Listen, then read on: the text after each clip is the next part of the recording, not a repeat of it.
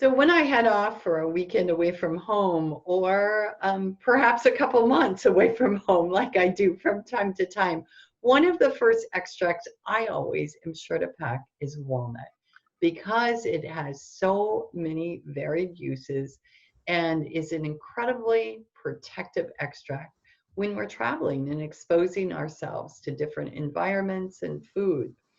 I'm Lauren Hubele, and I'm a gemmotherapy expert.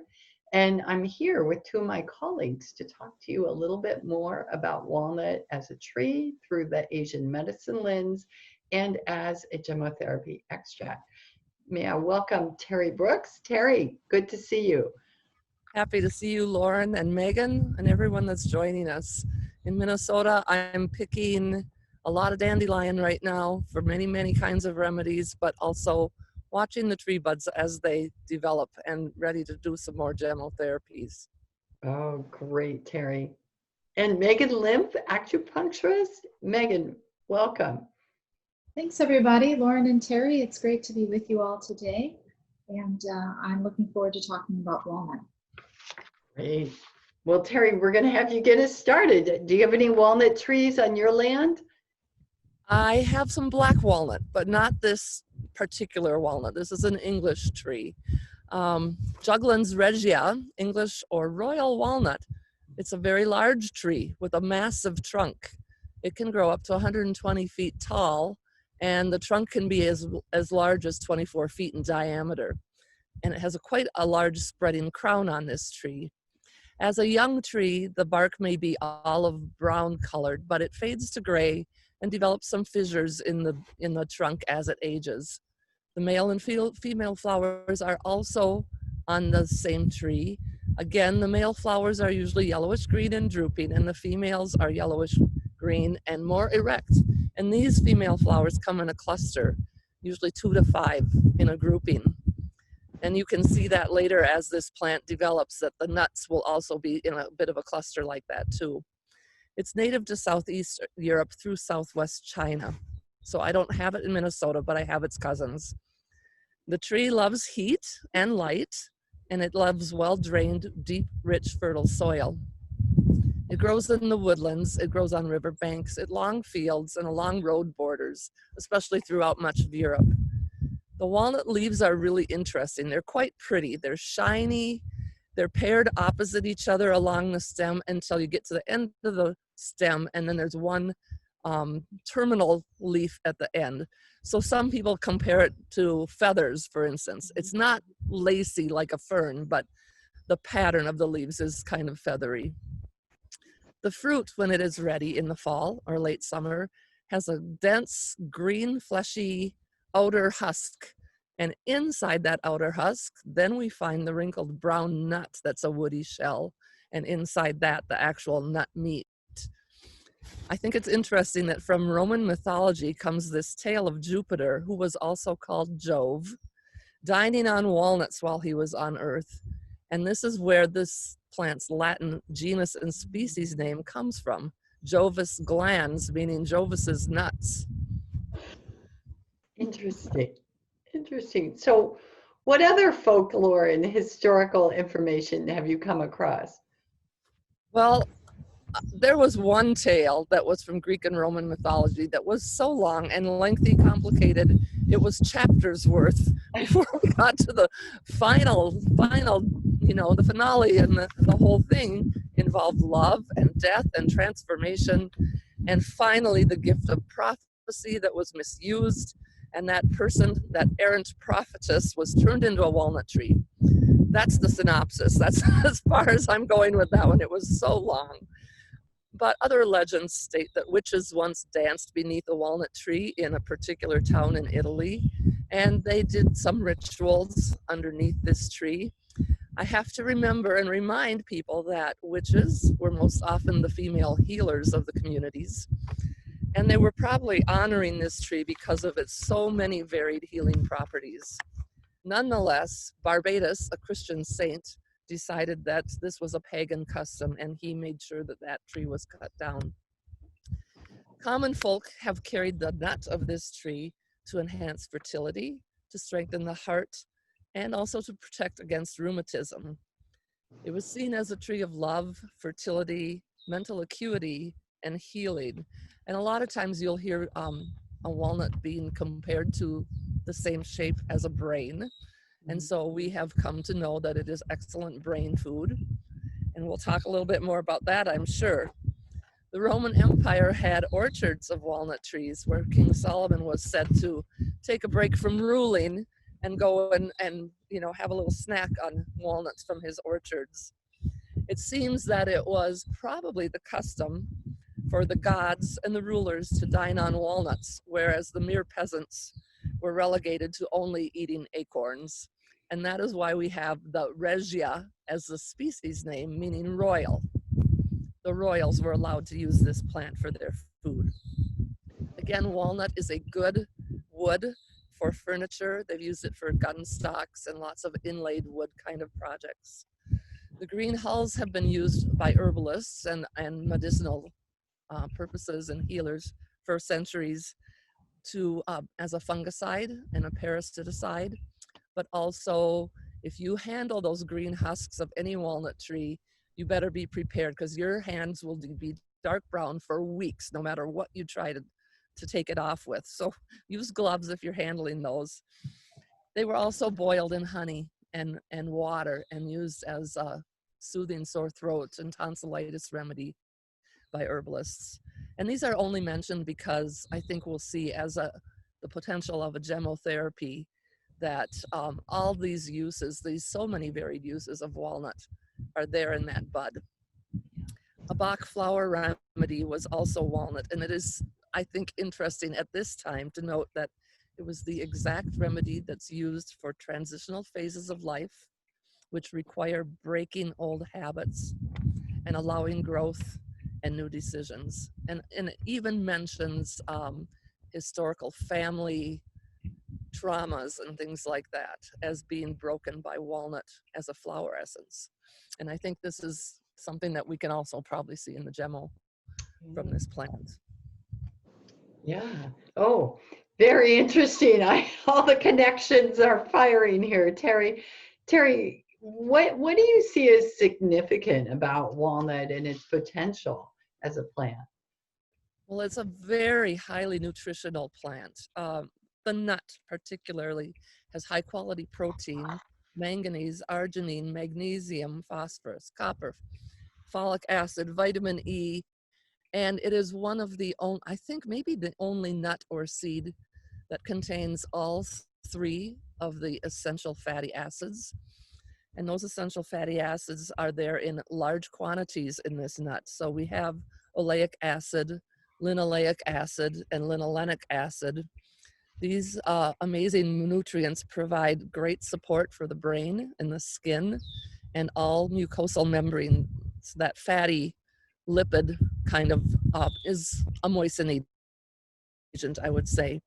In Pakistan, they've used it to chew on the twigs, and somehow knowing that the antifungal properties in that twig are then leached into their saliva, and it gives them some protection against fungus and regulates the pH in their mouth, I would say. So it controls the bacteria in the mouth cavity.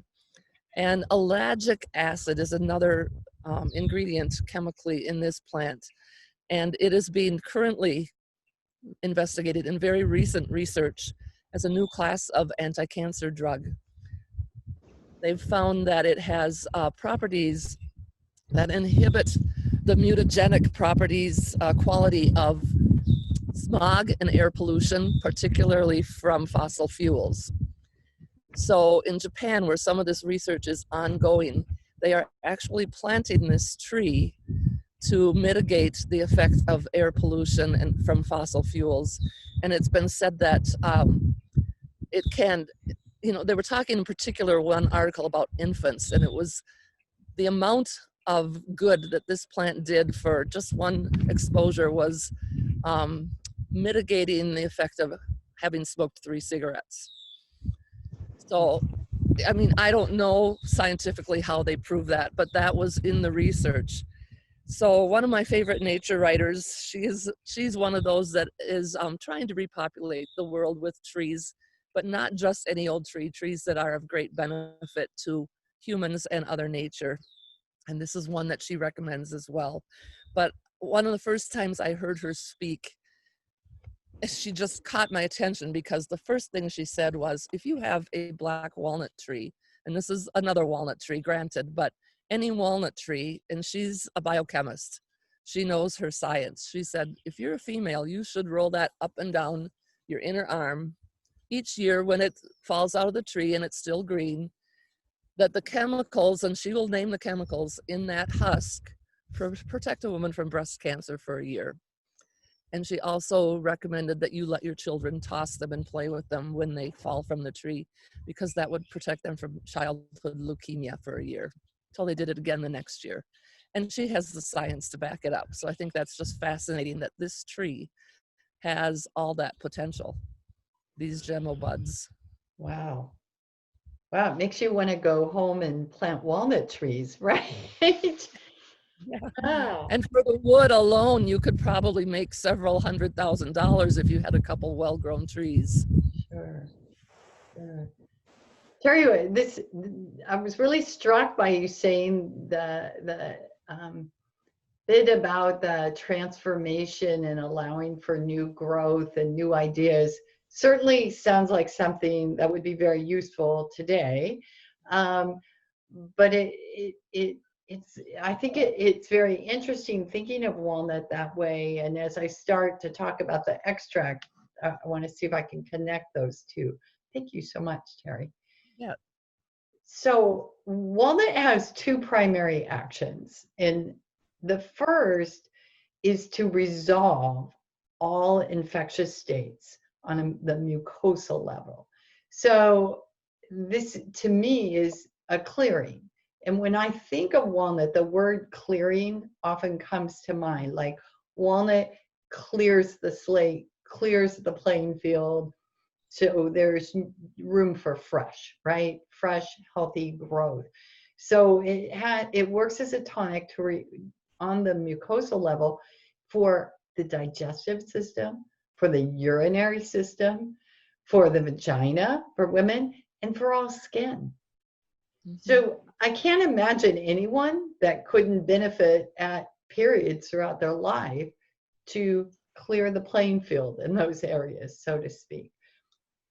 The other primary action is on it as a tonic to stimulate the pancreas to produce beta cells that are responsible for the release of insulin. And today, particularly in America, this should be something we should all be listening to with the rise of chronic issues around diabetes type 2. And this action, particularly for walnut, is helpful to prevent diabetes and support those that have already fallen into the category of diabetes type 2, reducing the need for medication and insulin.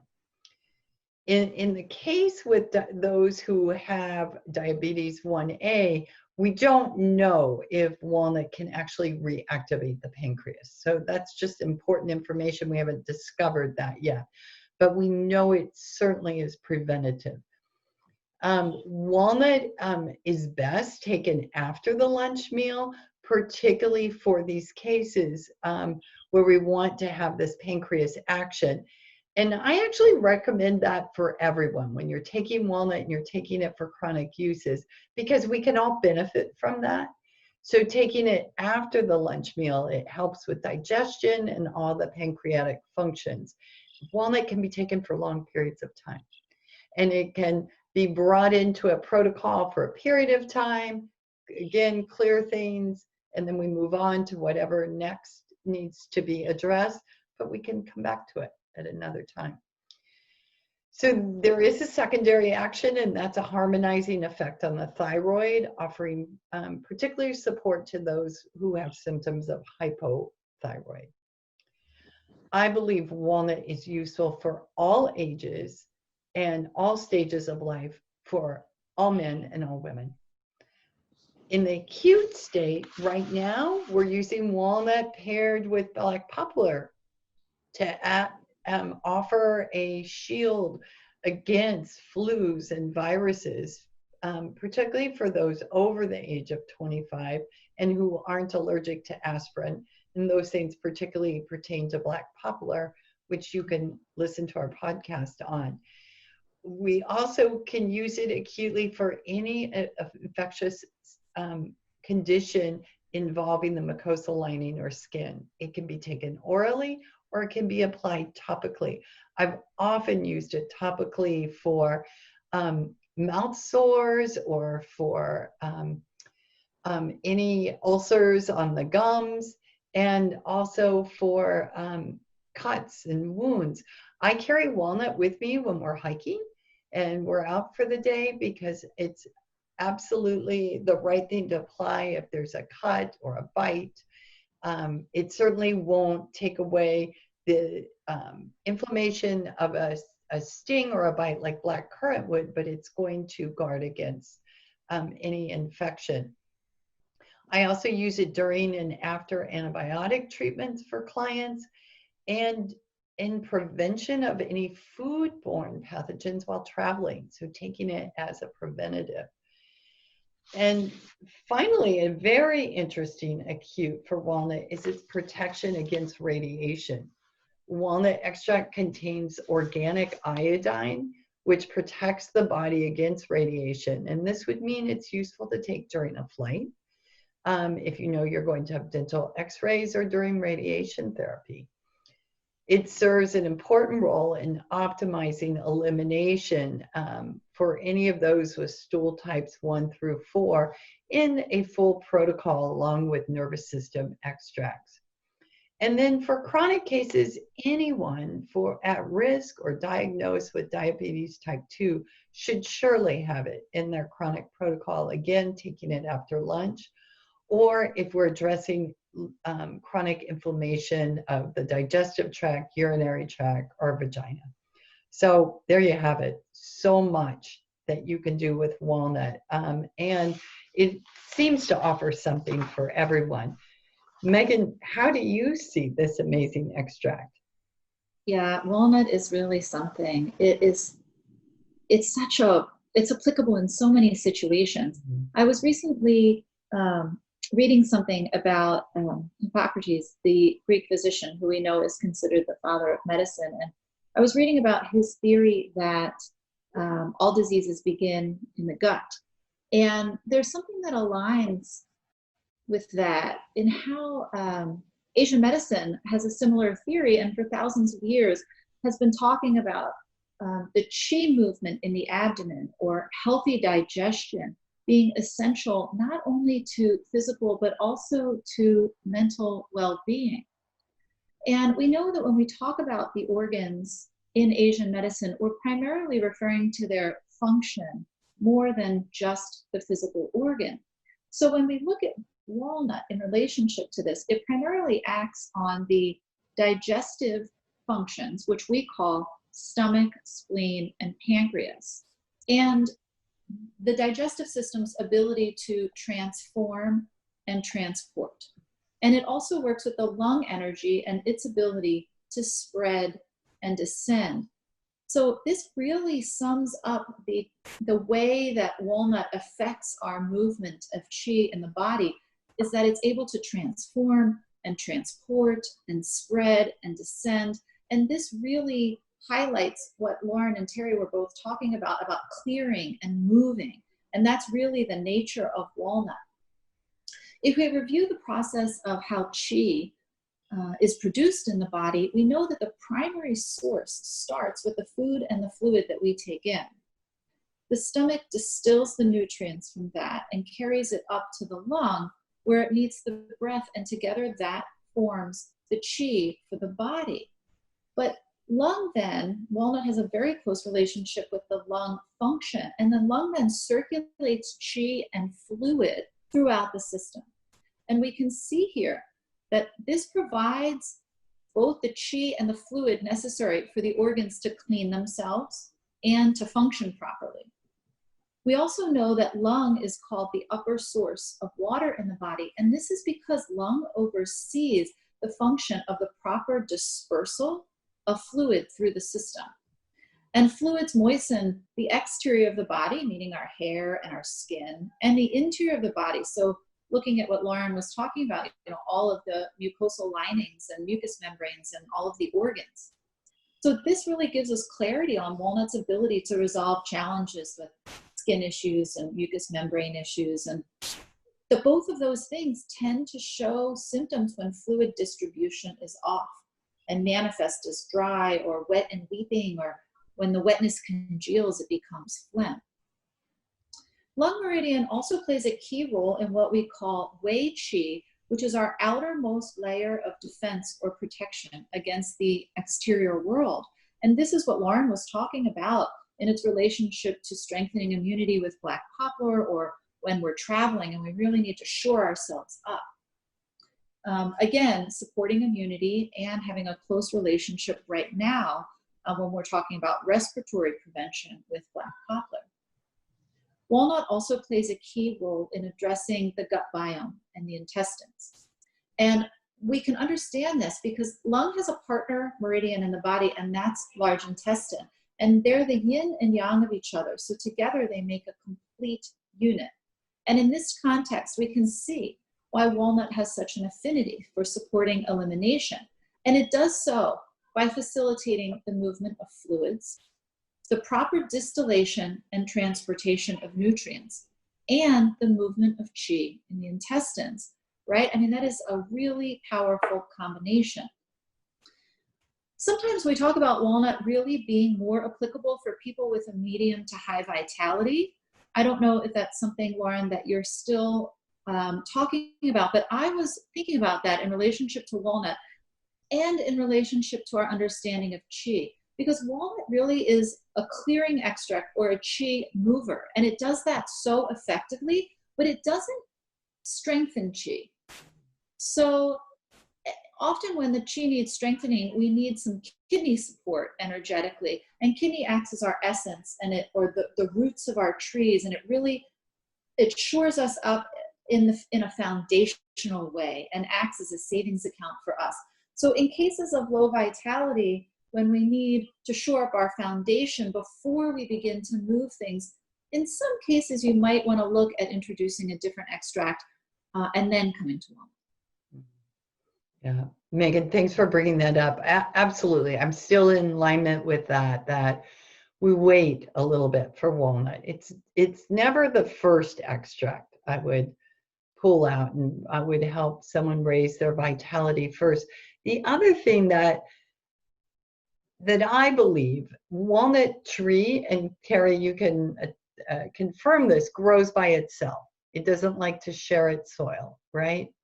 Exactly. And when we want the most benefit from walnut, we're going to take it by itself. And that's why taking it after lunch by itself is ideal. There are times, however, we're going to need to pair it with something. For instance, I mentioned a pairing with black poplar, or we sometimes pair it with fig acutely. So there are times, but for the most part, we want to give it, just like we would the tree, give it its space, because there's so much it has to offer. Yeah. Ladies, very cool. Very, very nice. Thank you. Thank you both so much. Teri, where can folks learn more about trees? First, go outside. Yes. It's always my first advice. And I'll recommend this book again, The Meaning of Trees, Botany, History, Healing, and Lore by Fred Hagenader. It's an awesome book. Yeah. Teri, I want to reiterate that. Just, we go outside and we see trees all the time, but are you really seeing them, right? Go take one in your yard and sit and observe it, right? Well, most people don't realize that trees have flowers. It's very odd, and I just read an article the other day about how you can eat the flowers from the maple tree, and they're falling everywhere here right now. And so we picked up a few and tossed them in on the salad, and lovely. It's not a remarkable taste, but I'm sure there's some benefits there. Sure. What a great idea. And Maegan, where can people learn more about Asian medicine? Yeah, so you're interested in learning about the philosophy of Asian medicine, you can look at the book, The Web That Has No Weaver. And if you're interested in finding out more about my practice or gemmotherapy through an Asian lens, you can visit my website at acupuncturist.com. Thanks, Megan. And I would love to have you join me in one of my classes. I love teaching, and I love teaching gemmotherapy. And so have a look on my website, laurenhubele.com, and see if one of those classes don't speak to you. Ladies, thanks so much for your time and sharing this space with me. You're welcome, Lauren.